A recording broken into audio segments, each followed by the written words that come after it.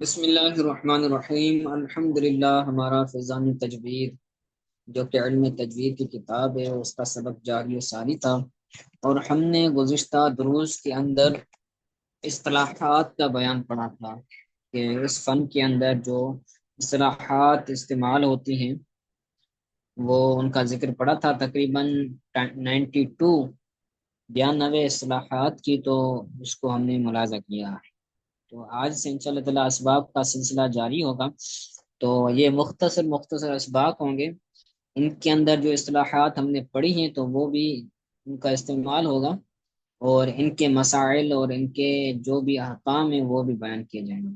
تو آج کا سبق ہے سبق نمبر 6، لحن کا بیان۔ تو لحن ہم نے پڑھا تھا یہ بھی اصطلاح کہ لحن کا مطلب خلاف تجوید پڑھنا، یہ لحن کہلاتا ہے۔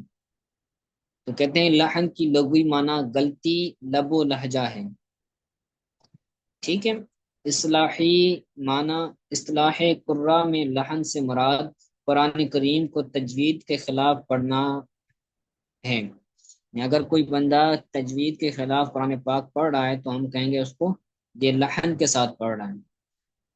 لحن کی دو قسمیں، لحن کی اقسام، لحن کی بنیادی طور پر دو اقسام ہیں، لحن جلی، لحن خفی، ٹھیک ہے۔ لحن جلی کی تعریف و حکم۔ لحن جلی بڑی اور ظاہر غلطی کو کہتے ہیں۔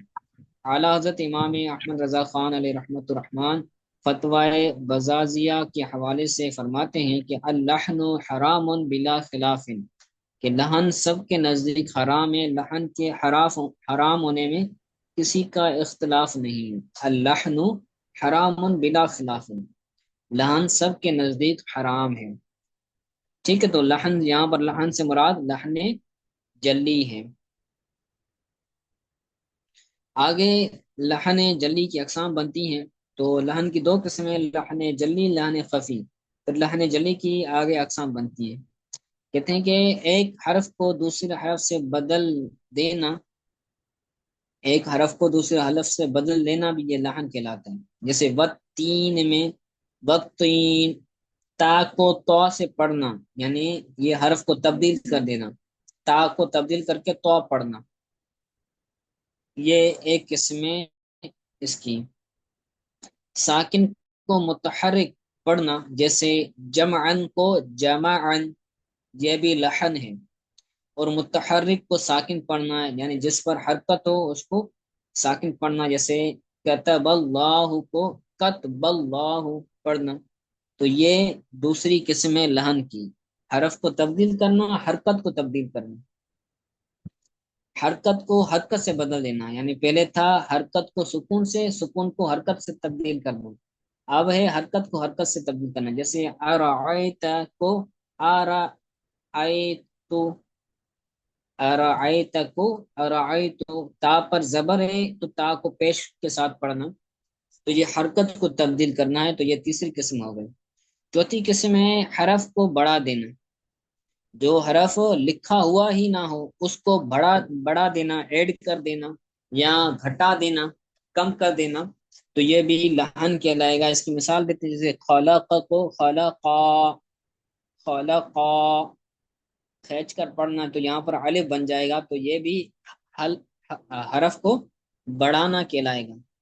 یہاں حرف کو گھٹا دینا، جیسے لم یولد کو لم یولد، لم یولد، لم یولد واو ہے اصل میں، ٹھیک ہے، تو واو کو حذف کر دینا، گھٹا دینا، لم یولد پڑھنا، تو یہ بھی کیا ہے، لحن ہے، اور لحن جلی ہے، اس کا حکم حرام ہے، ایسا پڑھنا حرام ہے، ٹھیک ہے۔ آگے لحن خفی کہتے ہیں، لحن خفی کی تعریف۔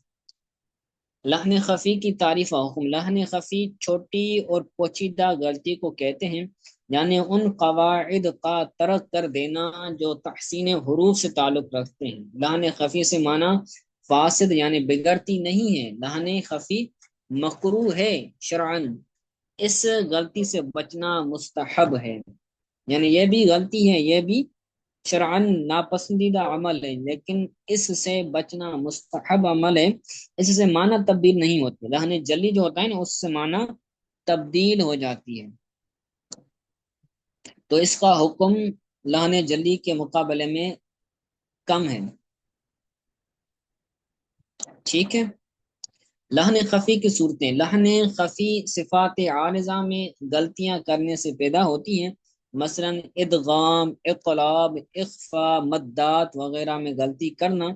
تو یہ ایسی غلطیاں ہیں جن میں کیا ہوتی ہیں، لہن خفی وارد ہوتی ہیں۔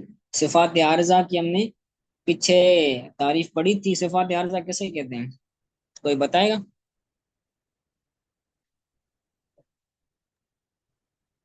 وہ صفات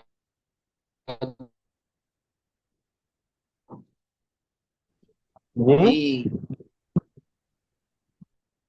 وہ صفات جو عارضی ہوں، کبھی ہو اور کبھی نہ ہو، ہاں عارضی ہوں، جیسے کبھی ہوں کب کبھی نہ ہوں، الف اسی، کبھی پر پڑا جاتا جی۔ تو یہ صفات عارضہ ہیں، صفات عارضہ میں اگر غلطی کرے گا تو لحن خفی پیدا ہوگا، اور لحن خفی سے بچنا یہ مستحب ہے، بچنا چاہیے۔ ادغام، اقرار، اخفا کے قواعد آگے آئیں گے تو مزید انشاءاللہ تعالی وہاں پر آپ کو عرض کریں گے۔ تو یہ مختصر سا سبق تھا، آسان تھا، اس کے سوالات بھی نوٹ کیجیے گا، اور اس کے جوابات تحریر کر کے گروپ کے اندر یا پھر مجھے پرسنل پر سینڈ کر دیجیے گا۔ لہن کی لغوی اور اصطلاحی معنی تحریر کریں۔ لہن کی بنیادی طور پر کتنی اقسام ہیں، لہن جلی کا یہاں پر کتنی اقسام ہیں ان کے نام بھی لکھنے اور تعداد بھی لکھنی ہے۔ لہن جلی کا لغوی اور اصطلاحی معنی حکم بیان کریں۔ لہن جلی کن کن صورتوں میں واقع ہوتی ہے، وہ تمام صورتیں یا ان کی اقسام بیان کریں مثالوں کے ساتھ، ٹھیک ہے۔ لہن خفی لغوی اور اصطلاحی معنی اور حکم بیان کریں۔ لہن خفی کن کن صورتوں میں واقع ہوتی ہے، مثال دیکھ کر وضاحت کیجیے، ٹھیک ہے۔ تو اس کو آپ اچھی طرح سے یاد کر کے پھر سوالات جو آپ نے کاپی بنائی ہوئی ہے تو اس پر تحریر کر کر اس کو مکمل کر لیجیے گا۔ تو آج کے لیے اتنا سبق کافی ہے، اگر کوئی بات سمجھ نہیں آئی تو پوچھ لیں۔